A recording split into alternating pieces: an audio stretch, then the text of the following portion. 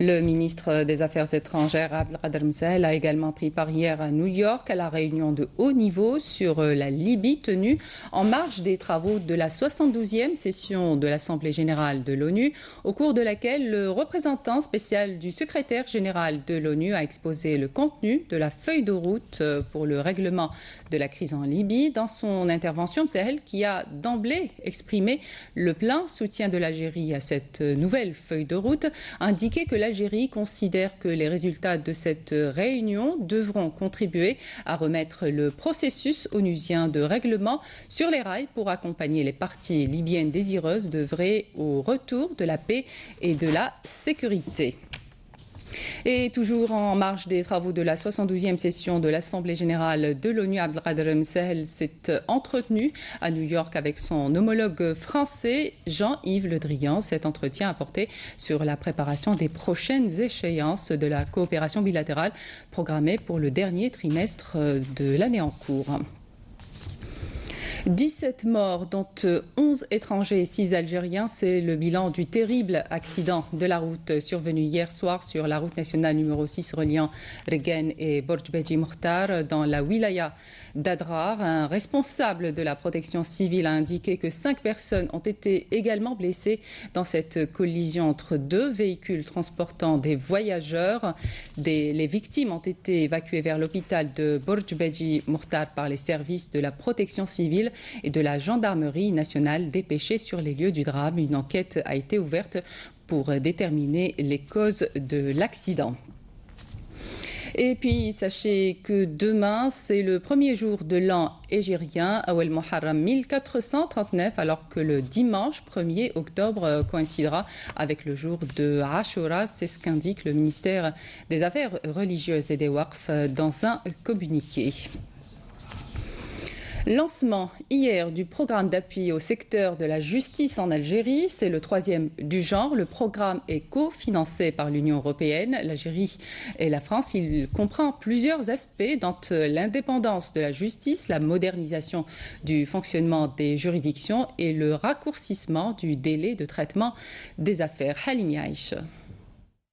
Le programme d'appui au secteur de la justice, dont la 3e phase vient de débuter, vise à contribuer au renforcement de l'état de droit, à garantir une justice équitable, impartiale et de qualité pour tous les justiciables.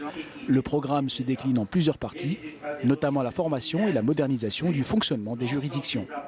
La promotion et la valorisation des ressources humaines, facteur essentiel du travail judiciaire, a constitué une priorité de premier ordre dans la réforme de la justice. Pour faire face au volume sans cesse croissant des affaires et à la complexité des formes de contentieux nouvellement apparues, telles que la cybercriminalité, blanchiment d'argent, les effectifs de toutes les catégories de personnel concourant à l'administration de la justice ont été renforcés notablement. Il a été également procédé à la mise à niveau des programmes de formation et des méthodes pédagogiques, notamment par le renforcement de l'apprentissage des langues étrangères à des fins d'ouverture sur le monde et des techniques informatiques qui ont pris une place importante dans les programmes, l'utilisation de la visioconférence ainsi que le renforcement de l'encadrement par des formateurs compétents. Cela fait plusieurs années que l'Union européenne accompagne le processus de réforme du secteur de la justice. Sous l'égide de son Excellence le Président Bouteflika, l'Algérie a entamé depuis 2000 un processus de réforme de son système judiciaire.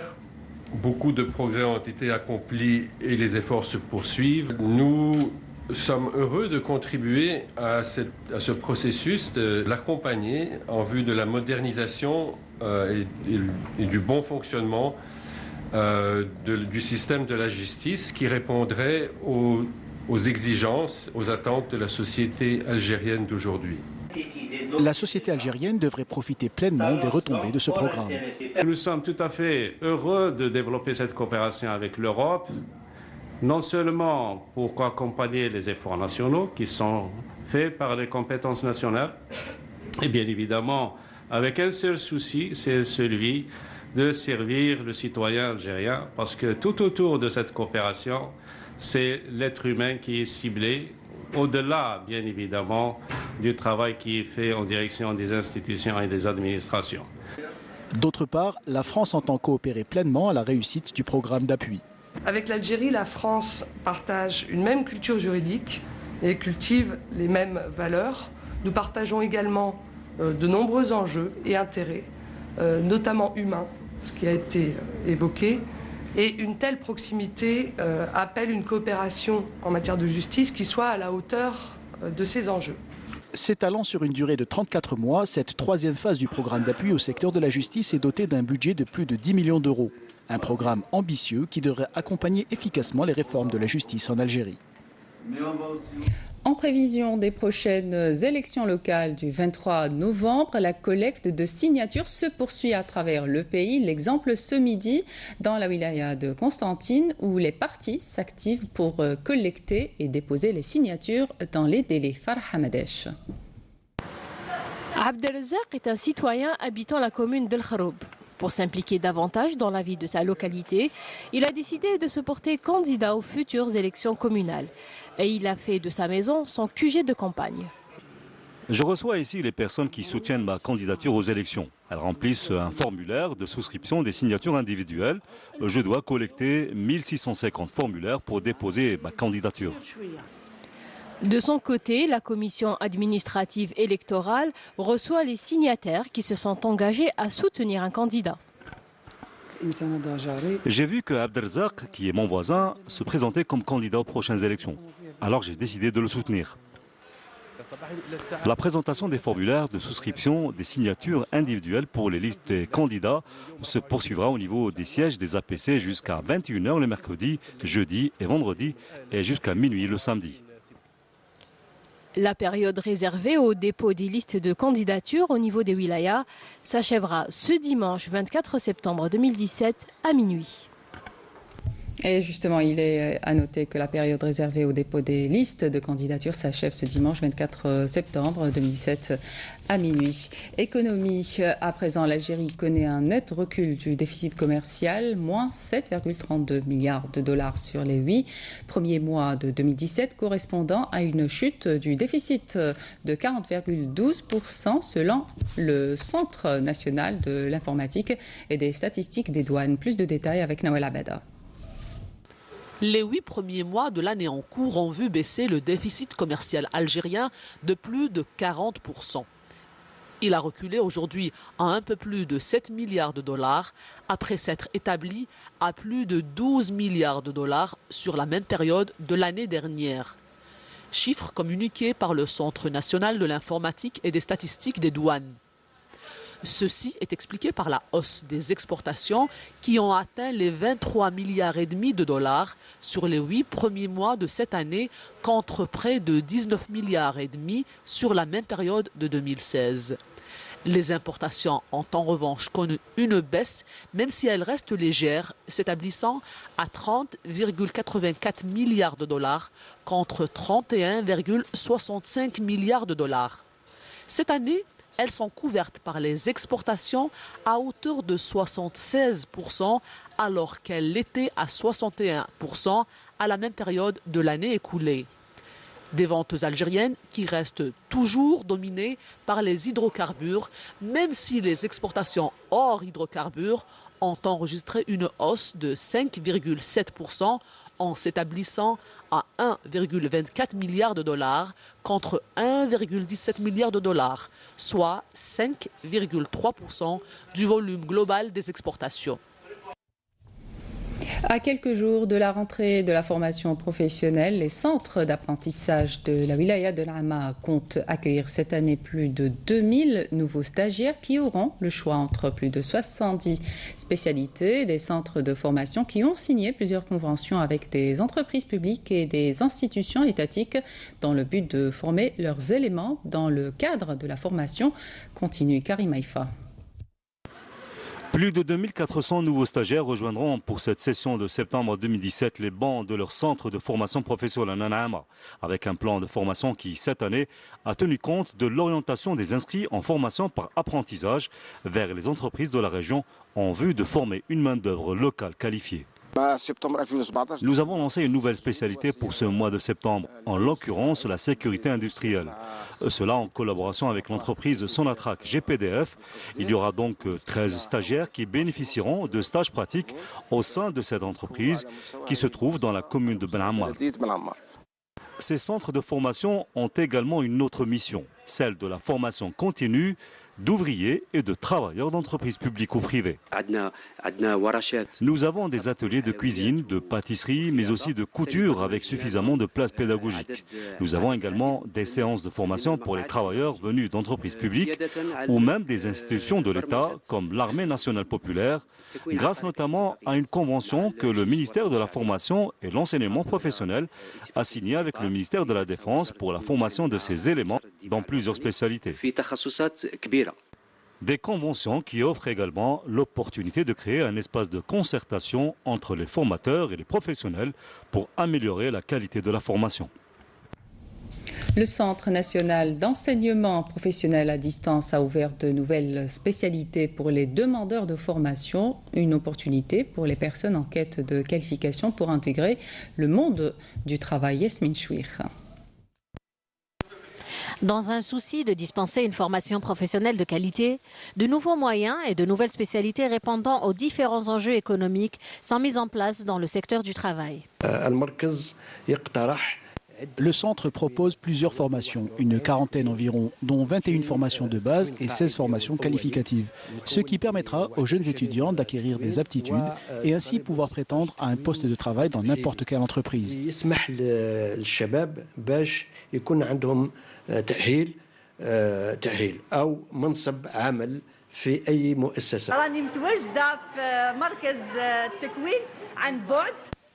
Je me trouve au centre de formation à distance. Je suis venue voir les spécialités qu'ils proposent ici. J'aimerais bien me mettre en relation avec la direction de cet établissement pour qu'il y ait une entraide entre nous, pour que le jeune qui ne peut pas suivre en résidentiel, en apprentissage ou en cours du soir, puisse venir dans ce centre d'enseignement à distance. Eux vont le diriger vers nous. Nous pourrons par la suite le recevoir et lui faire passer l'examen final et obtenir le diplôme, ce qui l'encouragera à aller chercher du travail. باش يقدروا يتحصلوا على لو ديبلوم على الشهاده تاعهم اللي تحفزهم باش يروحوا يصيبوا مكان عمل ويخدموا. Ces nouveaux outils d'enseignement à distance trouvent un intérêt particulier chez un bon nombre de demandeurs de formation et qui cherchent à entrer dans le milieu du travail par la grande porte. La formation à distance est une bonne opportunité. Avoir un diplôme, c'est une bonne chose. Je peux dire que la formation à distance est une base. On ne peut pas finir ses études et aller travailler directement car si on n'a pas d'expérience dans le domaine, on ne pourra pas avancer dans notre travail. Donc, nous pouvons considérer la formation à distance comme une étape de pré-emploi.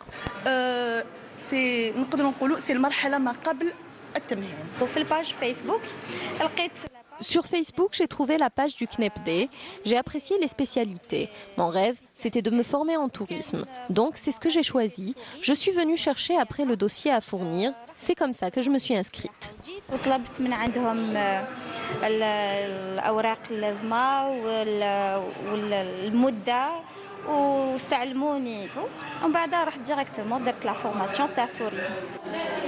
La qualité de la formation avec ces nouvelles technologies ouvre sans nul doute de nouveaux horizons pour un développement durable. L'actualité à l'étranger à présent dans ce résumé signé Souhila Djoubara.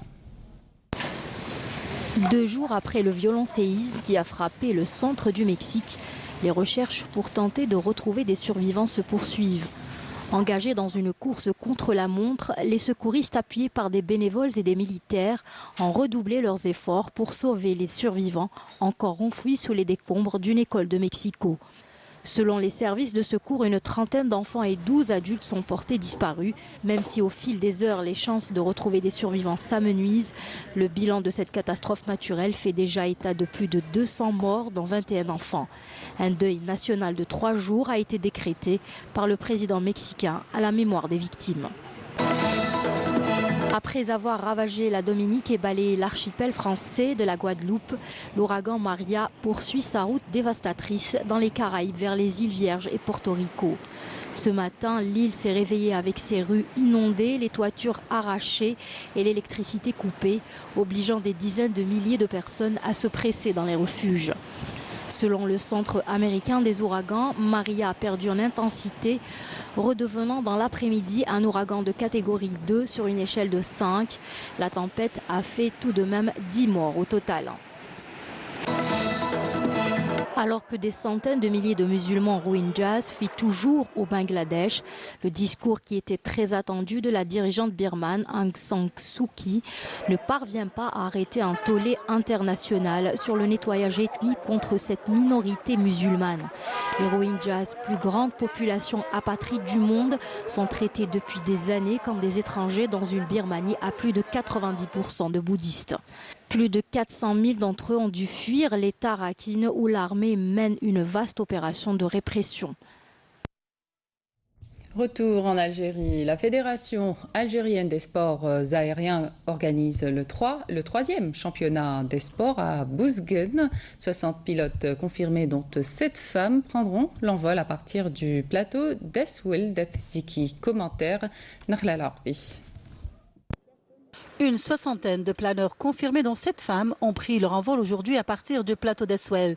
Nombreux étaient les citoyens venus découvrir ce sport aérien, jusque-là peu connu chez nous.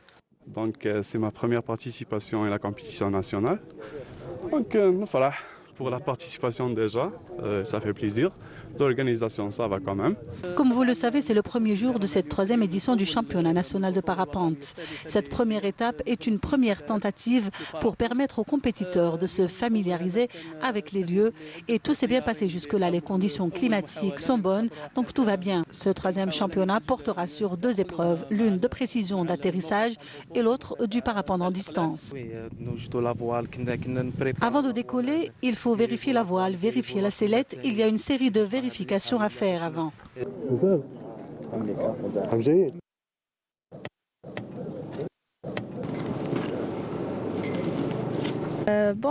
D'abord, on prépare le matériel, puis on se dirige vers la piste de décollage. J'ai déjà fait cette expérience à Bouzguene. Pour rappel, cette discipline a été récemment introduite dans la région. Elle va permettre à tous ceux qui s'intéressent au parapente d'en savoir davantage sur ce sport aérien.